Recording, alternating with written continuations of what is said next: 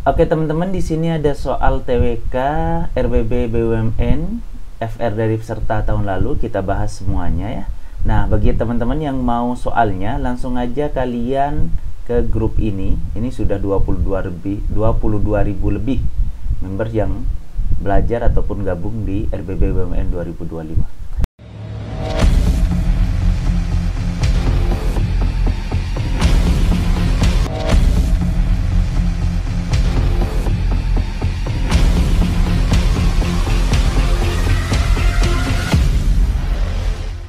Untuk soal nomor 1, di sini seorang karyawan yang bernama Budi memiliki etos kerja yang tinggi.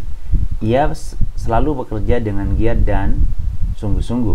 Bahkan di luar jam kerja, Budi juga selalu berusaha untuk meningkatkan keterampilan dan kemampuannya. Berdasarkan narasi tersebut, sikap Budi menunjukkan bahwa Budi memiliki sifat. Apakah dia disiplin? Bukan. Di sini kata kuncinya adalah etos kerja yang tinggi dan bekerja dengan giat dan sungguh-sungguh. Artinya, berarti ini bukan berhubungan dengan disiplin. Keuletan, ini bukan berhubungan dengan keuletan juga. Ketangguhan dalam melaksanakan, kan ini bukan ada cobaan teman-teman. Tapi dia, Budi, sudah karena etos kerja yang tinggi. Etos kerja dan melaksanakan profesi yang telah diambil. Di sini kan bukan cuma etos kerja, tapi bekerja dengan giat dan sungguh-sungguh. Itu termasuk adalah salah satu kerja keras dalam menjalankan pekerjaannya. Karena arti dari kerja keras itu adalah gigih, juga dedikasi yang tinggi. Nah, berarti jawabannya adalah di sini nomor 1 adalah C. Bagaimana dengan soal nomor 2? Anda merupakan fresh graduate yang sedang mencari pekerjaan. Ayah pacar Anda merupakan kepala dinas di suatu instansi menawarkan pekerjaan Anda sebagai THL, tenaga harian lepas. Oke ya, Anda fresh graduate, ada pacarnya di kepala dinas di suatu instansi menawarkan tenaga harian lepas tanpa perlu tes. Ini kata kuncinya, tanpa perlu tes. Padahal posisi tersebut tidak sesuai dengan jurusan kuliah. Udah tanpa tes, jurusan kuliahnya bukan yang Anda pelajari, namun ayah pacar Anda percaya, hanya bermodalkan percaya ya, bahwa Anda bisa beradaptasi dan mampu untuk mengerjakan pekerjaan sebagai THL, tenaga harian lepas. Akhirnya Anda setuju menerima tawaran pekerjaan tersebut. Tindakan yang dilakukan oleh ayah pacar Anda disebut apa? 1. Dia mempunyai kedudukan kepala dinas. 2. Dia tidak sesuai jurusan. Nah, untuk pilihannya di sini, korupsi yang dilakukan dengan kesadaran tanpa melihat dampaknya, kolusi yang dilakukan dengan sengaja untuk hal tertentu, nepotisme dengan tujuan tertentu memudahkan sesuatu, altruisme yang sangat kuat untuk suatu kedudukan, dan power syndrome dalam kekuasaan yang kuat. Betul banget, ini pasti jawabannya adalah nepotisme dengan tujuan tertentu memudahkan sesuatu. Kenapa? Dia tanpa tes. Kenapa juga? Dia bukan jurusannya. Artinya hanya bermodalkan percaya. Ada kekerabatan di sini karena dia adalah ayah dari pacar Anda. Apalagi dia punya kedudukan kepala dinas. Bagaimana dengan soal nomor 3, teman-teman? Rela berkorban demi bangsa dan negara merupakan salah satu bentuk bela negara yang paling tinggi. Rela berkorban berarti memberikan suatu yang dimiliki untuk kepentingan negara, bahkan nyawa sekalipun. Berikut ini adalah contoh bentuk rela berkorban demi bangsa dan negara. Ingat, kata kuncinya berkorban demi bangsa dan negara kecuali. Ya, kecuali. Seorang prajurit TNI yang gugur dalam pertempuran melawan terorisme. Ini sudah gugur, dia rela berkorban, nyawanya hilang, berarti jawaban A adalah masuk. Seorang dokter yang rela meninggalkan keluarganya untuk bertugas di daerah terpencil, ini termasuk adalah bela negara karena dia rela meninggalkan keluarganya, berarti dia juga termasuk. Seorang pelajar yang rela membatalkan liburan, ini kan untuk kepentingan pribadi nih, liburan dari seorang pelajar untuk mengikuti kegiatan pramuka. Gak ada hubungan dengan bela negara, berarti terkecuali adalah jawabannya adalah C, teman-teman. Gitu ya. Oke, lanjut nomor 4.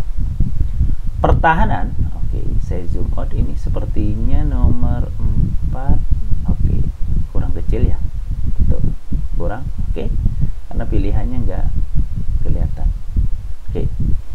Pertahanan negara diselenggarakan berdasarkan pada falsafah dan pandangan hidup bangsa Indonesia.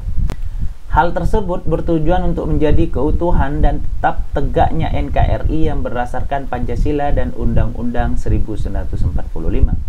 Pandangan hidup bangsa tentang pertahanan Indonesia yang sudah ditentukan dalam pembukaan dan batang tubuh Undang-Undang Dasar 1945 adalah sebagai berikut. Kecuali, berarti kata kuncinya apa? Pandangan hidup bangsa terhadap pertahanan Indonesia yang sudah ditentukan. Kemerdekaan adalah hak segala bangsa, oleh sebab itu penjajahan di atas dunia harus dihapuskan karena tidak sesuai dengan pri kemanusiaan dan pri keadilan. Ini masuk dalam kategori pandangan hidup. Pemerintah negara melindungi segenap bangsa Indonesia dan seluruh tumpah darah Indonesia, memajukan kesejahteraan umum, mencerdaskan kehidupan bangsa, dan serta ikut melaksanakan ketertiban dunia berdasarkan kemerdekaan, perdamaian abadi, dan keadilan sosial. Ini juga termasuk.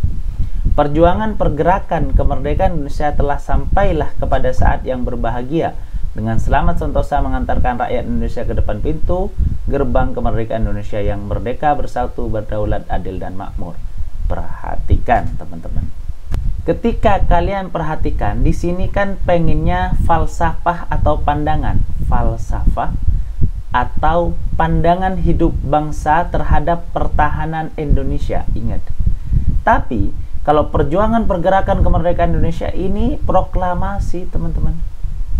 Bukan termasuk pandangan falsafah hidup bangsa. Perjuangan pergerakan kemerdekaan Indonesia ini adalah proklamasi. Sebagian teks dari proklamasi. Berarti jawabannya adalah C. Kenapa? Karena kecuali. Sedangkan hak dan kewajiban setiap warga berhubungan dengan pertahanan Indonesia. Bangsa, bumi, air, kekayaan alam terkandung di dalamnya juga termasuk pandangan hidup bangsa terhadap pertahanan. Oke, lanjut nomor ini berhubungan dengan nasionalisme. Oke. Kita perhatikan perintahnya. Nasionalisme. Menyontek pada saat ujian untuk meraih prestasi. Ini kan kelakuan buruk sebenarnya. Membuat berita bohong di media sosial agar terkenal, sering terjadi ini, flexing dan sebagainya. Mengunggah ujaran kebencian karena sering mendapat perundungan. Nah, ini gara-gara kamu dapat perundungan, dibully, terus kamu akhirnya mengunggah ujaran kebencian. Ini juga kegiatan yang negatif. Memberikan informasi palsu karena mendapat tekanan. Ini juga dia memberikan informasi palsu karena mendapat tekanan, bohong gitu cerita. Mengajak anak-anak untuk menjadi pekerja paruh waktu. Ini kan anak-anak fokusnya adalah belajar, bermain, kok tiba-tiba dia disuruh paruh waktu. Berdasarkan perilaku di atas, tindakan yang bertentangan dengan nilai, harkat, dan martabat kemanusiaan. Ingat, kemanusiaan. Cari yang berhubungan dengan harkat dan martabat kemanusiaan. Pasti dong mengajak anak-anak untuk bekerja paruh waktu ini berhubungan dengan kemanusiaan. Berarti nomor 5 pasti benar. Di sini yang 5, 2 dan 4 gitu kan. 2 dan 4 memberikan informasi palsu karena mendapat tekanan. Apakah ini berhubungan dengan harkat dan martabat kemanusiaan? Tapi membuat berita bohong dan di media sosial agar terkenal, dia pasti memberikan efek yang cukup besar terhadap harkat dan martabat kemanusiaan. Berarti jawabannya adalah 2. Karena kalau ini karena tekanan biasanya hanya untuk pribadi dan sebagainya. Tidak dipublish ke media sosial yang notabene-nya informasi itu lebih cepat menyebar. Jadi ceritanya adalah yang berhubungan dengan harkat dan martabat adalah 2 dan 5. Jadi jawabannya adalah D. Kita lanjut soalnya teman-teman. Oke, ini kayak gini lagi. Perhatikan nilai-nilai Pancasila di bawah ini. Mengembangkan rasa cinta kepada tanah air dan bangsa. Oke, kita tes. Kita contreng, artinya dia positif. Bangsa Indonesia berasa dirinya sebagai bagian dari seluruh umat manusia. Benar juga. Tidak menggunakan hak milik untuk hal-hal yang bersifat pemborosan dan gaya hidup mewah. Bagus. Ini positif juga. Tidak menggunakan hak milik untuk bertentangan dengan atau merugikan kepentingan umum. Bagus. Memelihara ketertiban dunia yang berdasarkan kemerdekaan, perdamaian abadi, dan keadilan sosial. Kita lanjut. Berarti positif semua ya. pertanyaan di atas yang menunjukkan sikap nasionalisme. Nah, ini nih. Secara umum, nasionalisme adalah rasa cinta terhadap tanah air. Rasa cinta terhadap tanah air. Jadi, dari 5 kondisi di sini, kalian pilih yang berhubungan dengan nasionalisme itu yang mana. Tentu, mengembangkan rasa cinta kepada tanah air, ini pasti nasionalisme. Berarti jawabannya pasti 1.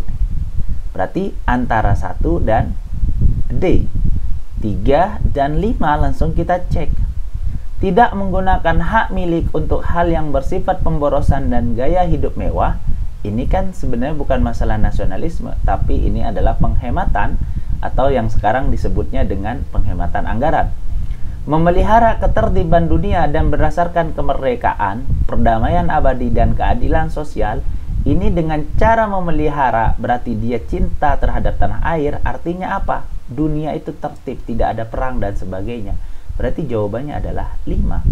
Sehingga jawaban di sini adalah 1 dan 5, teman-teman. Lanjut. Indonesia dianugerahi kekayaan yang tidak hanya terbatas pada alam, tetapi juga keberagaman budaya, suku, bahkan agama oleh Sang Pencipta. Dalam kerangka mempertahankan anugerah budaya tersebut, perilaku yang dilakukan oleh warga negara Indonesia adalah, ingat kata kuncinya di mana? Kata kuncinya di sini adalah mempertahankan anugerah budaya. Karena kita beragam budaya. Jadi caranya dianugerahi kekayaan, budaya termasuk kekayaan, dan mempertahankan anugerah budaya. Menghormati budaya yang ada di masyarakat dengan segala kelebihan dan kekurangan. Ini jawabannya. Karena di sini bahasanya seakan-akan merawat nih keberagaman budaya dengan menghormati budaya satu sama lain. Berarti jawaban nomor 7 adalah A. Bagaimana dengan soal nomor 8?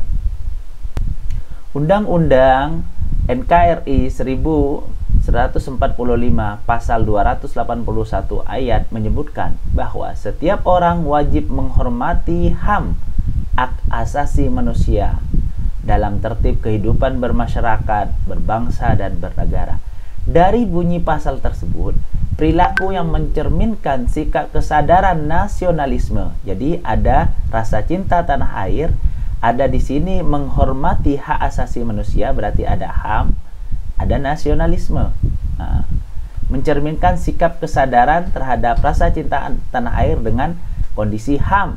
Berarti jawaban nomor 8 adalah menuntut hak terlebih dahulu agar dapat melaksanakan kewajiban yang secara baik. Ini kan kok menuntut hak? Nah, ini nggak nyambung dengan ini, kan mau kesadaran nasionalisme tentang menghormati hak asasi manusia.